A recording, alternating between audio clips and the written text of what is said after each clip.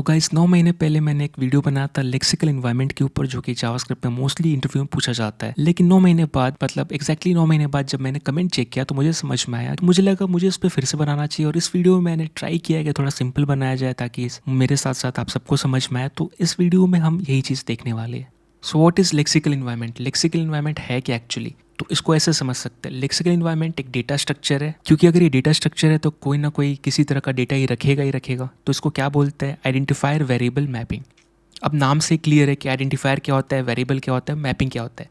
अब इसको ऐसे देख लीजिए, ये मेरा एक ऑब्जेक्ट है, ठीक है, और मैं यहाँ पे कुछ मैप कर रहा हूँ की वैल्यू पेयर में। तो मेरा यहाँ पे रहेगा आइडेंटिफायर और यहाँ पे मेरा रहेगा वेरिएबल या फंक्शन। अब देखिए ये मैपिंग क्यों करना पड़ता है, इवन आपको ही देख लो, अगर आपके कॉलेज में कुछ लोग हैं तो आप वहाँ पे क्या लिखते हो? उनका नाम क्या? नाम एक आइडेंटिफायर है, राइट? और उन नाम किसको रेफर करता है? एक्चुअल ऑब्जेक्ट जो रियल में कोई पर्सन है ना? तो कोई ना कोई आप मैपिंग रखते हो जिससे कि आप उसको पहचान पाओ। और सेम केस होता है प्रोग्रामिंग में भी, क्योंकि आपको वहाँ पे भी हिसाब किताब रखना पड़ेगा कि कौन सा वेरिएबल कहाँ पे एक्सेसिबल रहेगा। तो इसलिए यहाँ पे मैपिंग रखी जाती है आइडेंटिफायर वेरिएबल की। तो इस केस में मेरा जो आइडेंटिफायर है उसका नाम क्या रहेगा? एग्जाम्पल के लिए मैं इनर ले रहा, और इनर किसको पॉइंट करेगा? एक रियल फंक्शन को यहाँ पे। और अगर मैं x लूँ तो यहाँ पे क्या? 4, तो यानी प्रिमिटिव या फिर नॉन प्रिमिटिव को पॉइंट करेगा। अब बात करेंगे लेक्सिकल। लेक्सिकल से आप क्या समझते हैं? मुझे जो समझ में आ रहा है मैं आपको बता रहा हूँ। एग्जाम्पल के लिए मान लीजिए ये हमारी दुनिया है, जिसको आप वर्ल्ड या ग्लोबल बोल सकते हो। तो मैंने ग्लोबल नाम दिया, ठीक है। अब लेट्स से इसके अंदर और एक दुनिया है, इसको मैं बोल रहा फंक्शन, और लेट्स से मैं यहाँ पे हूँ।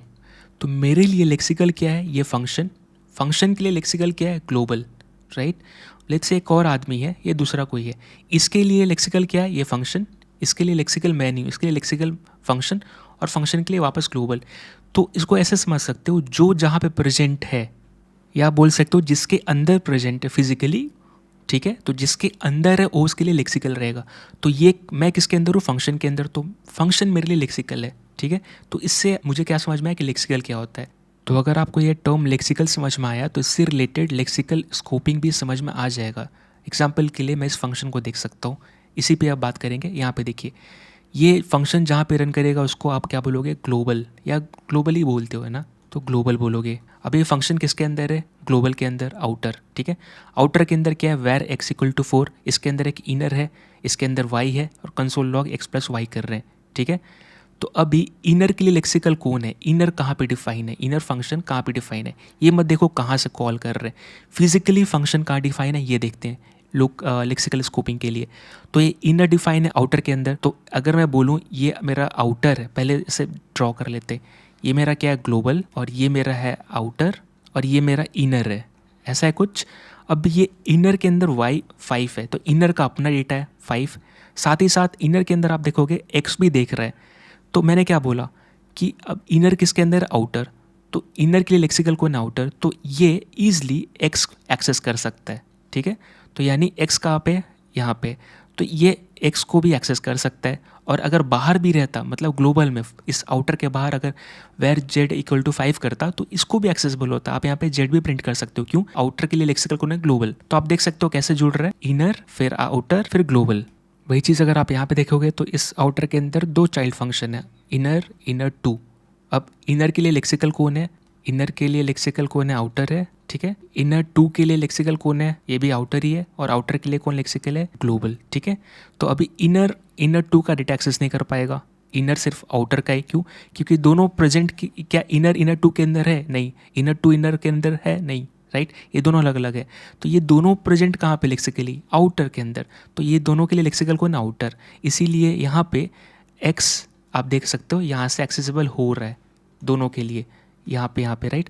अगर यहाँ पे ये ट्राई करेगा y, ठीक है, अगर ये y इनर 2 के अंदर ट्राई करेगा जो कि इनर का है, तो ये एक्सेसिबल नहीं हुआ। क्यों?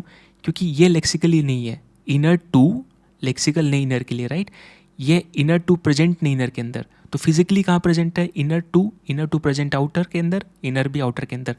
तो इसके लिए लेक्सिकल सिर्फ आउटर ही है। तो इस तरह आप देख सकते हो किस तरह लेक्सिकल स्कोपिंग होती है और वेरिएबल किस बेस पे रिजॉल्व होते हैं। पहले देखा जाता है फिजिकली कहाँ प्रेजेंट है, इस बेस पे रिजॉल्व होता है सोर्स कोड में, यानी based upon the surrounding context बोल सकते हो, या फिर लेक्सिकल स्ट्रक्चर। और इसी को अगर मैं एक्सपेंड कर दूँ थोड़ा और, तो इसको बोलते हैं स्कोप चेन रिजोल्यूशन, ठीक है। इसका मतलब क्या होता है? स्कोप चेन रिजोल्यूशन सिंपल है, आप मल्टीपल स्कोप को चेन किए हो, फिर उसमें से आप वेरिएबल या फंक्शन कहाँ पे डिफाइन ढूंढते हो। एग्जाम्पल के लिए मैं यहाँ पे देखता हूँ, यहाँ पे आउटर के अंदर इनर टू है और इनर टू के अंदर सी उसका अपना वेरिएबल है, ठीक है, इसलिए प्रिंट कर पा रहे हो, लेकिन एक्स तो नहीं है, तो एक्स कहाँ से प्रिंट कर पा रहे हो, क्योंकि इनर टू फिजिकली प्रेजेंट है आउटर के अंदर, इनर टू को डिफाइन किया गया है आउटर के अंदर, इसीलिए इनर टू के लिए लेक्सिकल कौन है सराउंडिंग, आउटर है, इसलिए ईजिली एक्स एक्सेसिबल है। तो पहले ये किस में देखेगा, खुद के वेरिएबल में, राइट, खुद के फंक्शन में, तो उसको एक्स नहीं मिला, ठीक है, सी मिल गया, एक्स नहीं मिला, फिर ये जाएगा लेक्सिकली, इसके लिए लेक्सिकल कौन है, आउटर है, तो यहाँ देखेगा एक्स मिल गया, लेकिन यहाँ पे अगर एक्स नहीं मिला होता तो कहाँ ढूंढता, ग्लोबल में, और अगर ग्लोबल में एक्स है तो ये वैल्यू यहाँ पे आके प्रिंट कर देता। तो इस तरह आप जैसा आपने देखा किस तरह ये लेक्सिकली कनेक्टेड है इनर आउटर से और आउटर ग्लोबल से। तो अभी हम लेक्सिकल इन्वायरमेंट को कैसे डिफाइन कर सकते हैं, lexical environment equal to local memory plus lexical environment of its parent. इसको और समझने के लिए हमें एग्जीक्यूशन कॉन्टेक्स्ट की थोड़ी बहुत जानकारी होनी चाहिए। एग्जीक्यूशन कॉन्टेक्स्ट कितने तरह के होते हैं, एक तो ग्लोबल, दूसरा फंक्शनल, ठीक है। ग्लोबल को आप बोल सकते हो जी से आप जो भी मतलब निकाल लो, और इसको बोलते हैं एफ ई, ठीक है, फंक्शनल।